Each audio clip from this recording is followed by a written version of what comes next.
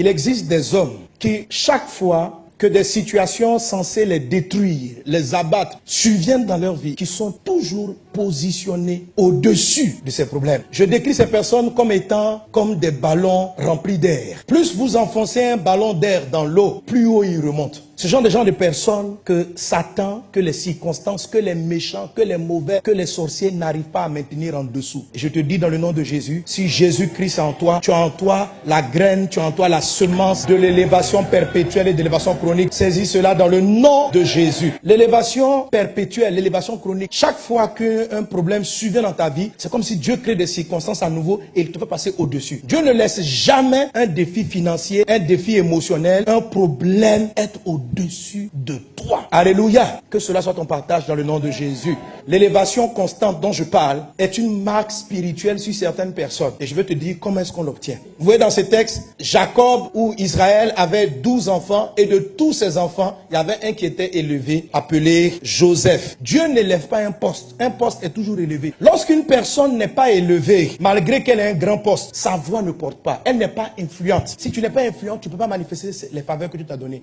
Donc l'élévation est un habit. C'est une onction. Le monde spirituel le perçoit. L'habit spirituel est conçu par des actions. Donc tu fais des choses habituellement et puis subitement, Dieu envoie sur toi un revêtement. Et même si tu n'es pas le chef dans un endroit, tu sens que quand Dieu te met quelque chose à cœur et que tu parles, les gens te comprennent. La Bible dit de Joseph que lorsqu'il est arrivé dans la maison de Potiphar, un esclave comme tout le monde, Potiphar l'a non seulement apprécié, Potiphar l'a établi, mais il a fait prospérer Potiphar. Ça signifie que même les autres employés suivaient Joseph. Parce que si dans une entreprise, tout le monde te combat, ton patron n'a qu'à te donner le poste que tu veux. Tu ne pourras pas travailler. Mais Joseph a fait prospérer toutes les maisons parce qu'il était influent. J'ai fouillé dans la parole de Dieu et pour marquer quelles sont les caractéristiques des gens qui sont toujours mis au-dessus des problèmes. Et Joseph est un exemple. Ce qu'il faisait était la raison pour laquelle chez son papa, il était au-dessus. Chez Potiphar, il est passé au-dessus. En prison, il est passé au-dessus. Chez Pharaon, il est passé au-dessus. Qu'est-ce qu'il avait? La première de ces choses, Joseph savait aller de l'avant. Et quand vous lisez, il n'est pas le seul. On va visiter rapidement Job. On va visiter David. Eux tous savaient aller de l'avant. Joseph était élevé chez son père. En moins, je ne sais pas combien de jours, il s'est retrouvé trahi. Tentative de meurtre, pas par des étrangers, par son grand frère Ruben, qu'il a vu un enfant et qu'il a soulevé. Son frère qui venait après, Siméon, Judas, Lévi, c'était leur petit frère. Quand vous considérez l'âge qui avance, lui et ses grands frères, c'était aurait pu être son père. Ils l'ont vu grandir. Et ces gens-là se sont assis et ont décidé de mettre fin à ses jours. Après, ils ont changé d'avis et ils l'ont vendu comme esclave. Il y a des méchancetés que vous subissez qui peuvent vous scier la vie, c'est-à-dire vous attaquer moralement, psychologiquement, émotionnellement, des chocs. Mais quand Joseph, ce qui est étrange, c'est que lorsqu'il arrive chez Potiphar, Joseph n'est pas dans le deuil. Ça veut dire, il a continué d'entreprendre. Il ne s'est pas assis. Et puis les gens ont dit, toi là, pourquoi tu es triste comme ça? Je n'arrive pas à croire. Comment ont-ils pu me faire ça? Mon ami, la vie va te donner des douleurs douloureuses, mais avance. Joseph était le fils préféré de son père. Et Jacob, son papa, n'est pas un pauvre. Quand la Bible parle de la richesse de Jacob, vous êtes au respect. Donc il se retrouve du jour au lendemain, boy, esclave, par la méchanceté des personnes. Mais il a assumé sa situation. Il dit, c'est là que recommence mon histoire. On va avancer. Arrête de pleurer le passé glorieux de ton papa. Avant, votre famille, vous avez de l'argent. Mais maintenant, tu as des problèmes avec le plat de midi. Mon ami, c'est fini. Avance. Ton avenir est devant toi. Tu es toujours dans le deuil de ton passé. Quand ton mari était là, quand ta femme était là, tu avais des privilèges. Maintenant, il est parti. 2 ans, tu es toujours dans le deuil. Tu as mis un gros foulard noir. Et tu vas à l'église avec ta grosse Bible. Frère, prions. Attristé, trahi par la vie. Comment ces choses-là ont pu t'arriver? Je suis triste pour ce qui t'est arrivé. Mais si Dieu t'a laissé vivant, c'est qu'il y a quelque chose devant.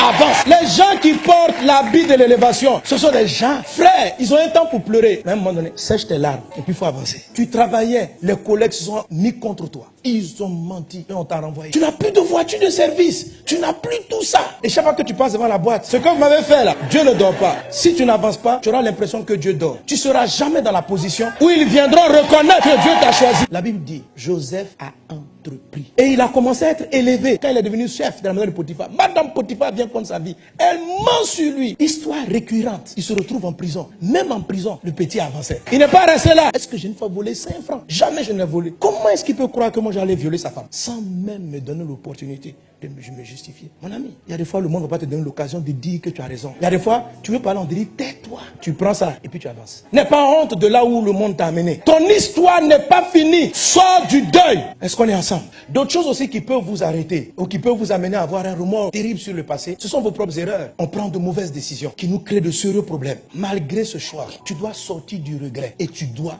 avancer. Les mauvaises décisions ont des conséquences. Il y a certaines qui sont pratiquement irrattrapables, comme un mauvais mariage. Mais même encore là, la vie ne s'arrête pas. On peut avancer. Et tu vois ça avec David. Oui, mon ami, David a fait une erreur. David a couché avec la femme de Uri. David a fait tuer son mari. Et David, après l'avoir sainteté, l'a pris comme épouse. C'est une erreur, c'est un péché. Et il en a moissonné les conséquences. Dans sa propre maison, il y a eu l'inceste. Son propre fils a couché avec ses autres femmes. C'était dur. Mais vous avez l'histoire qu'on retient de David à la fin. C'est une personne élevée. C'était des mauvais choix. Mais lorsqu'il s'est rendu compte de son erreur, il a demandé à Dieu pardon. On a dit qu'il y avait les placements d'argent, agro-business. C'était on vidait les comptes de l'entreprise en disant qu'ils allaient mettre le mois suivant. Il ne fallait pas faire ça, c'est un péché. Mais tu as fait l'erreur. Tu es rentré dans un mariage compliqué. On ne t'a pas mis là-bas. C'est toi-même qui as dit oui devant les mains. Depuis cette erreur, tu n'avances plus. D'abord, répands-toi de ton péché comme David l'a fait. Il s'est repenti sérieusement. Et il a décidé d'avancer. Quand on a dit que l'enfant est mort, il dit frère, lui il s'est levé. Il a fini de pleurer. Dis à voisin, il faut finir de pleurer. Depuis 2 jours là, tu pleures seulement. Je dois.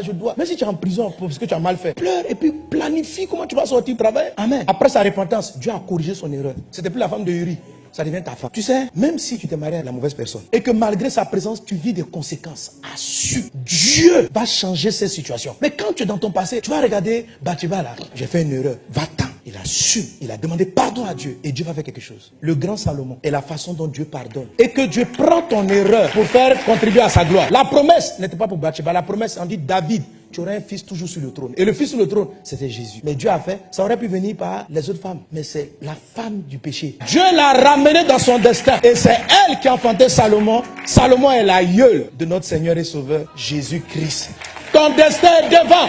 Est-ce qu'on a besoin de savoir ce qui arrive dans notre dos? Non, c'est important. S'il y a un danger, tu peux regarder derrière. Mais Dieu a fait de sorte qu'on a 2 yeux. Il n'a pas équilibré. Il peut mettre un œil sur la nuque. Dieu a mis les 2 yeux devant. Pour dire toujours que le destin d'un homme, c'est devant. Et même quand tu avances, il y a des fois tu entends un bruit à l'arrière. Dieu a donné un coup pour qu'on regarde. Mais si tu veux trop regarder, tu vas te faire un torticolis. Tu comprends, non? La tête doit toujours tourner vers l'arrière. Ce n'est pas la forme normale du corps. La forme normale, c'est comme ça. Et quand on fait ça, c'est une exception. On regarde d'où on vient pour savoir mieux sauter. Ce n'est pas pour rester dans un passé. Tourne-toi, tes 2 yeux sont devant. Avant. Amen.